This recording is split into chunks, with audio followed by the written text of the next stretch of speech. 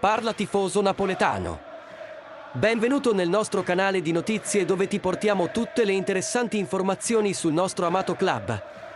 Prima di iniziare, lascia un mi piace per sostenerci e iscriviti al canale per non perderti nessuna notizia dal Napoli. Oggi abbiamo una notizia che ci ha commosso. Edinson Cavani, dopo un incredibile viaggio attraverso l'Europa, torna in Sud America per giocare nel glorioso Boca Juniors, la squadra più affascinante del calcio mondiale.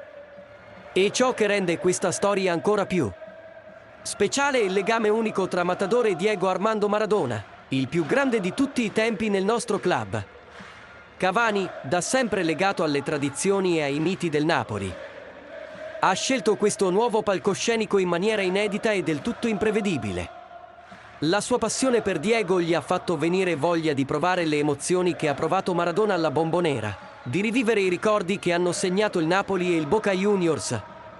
Il messaggio esclusivo che ha inviato a un amico napoletano conferma la grandezza di quel momento. Dentro di me sentivo che dovevo sentire quello che provava Diego e dovevo giocare dove giocava lui.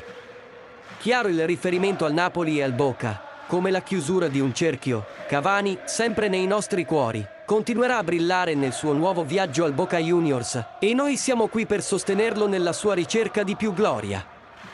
E voi Napoletanos fans, cosa ne pensi di questo entusiasmante capitolo della carriera di Cavani? Lascia le tue opinioni nei commenti. Non dimenticare di mettere mi piace e di iscriverti per rimanere aggiornato su tutte le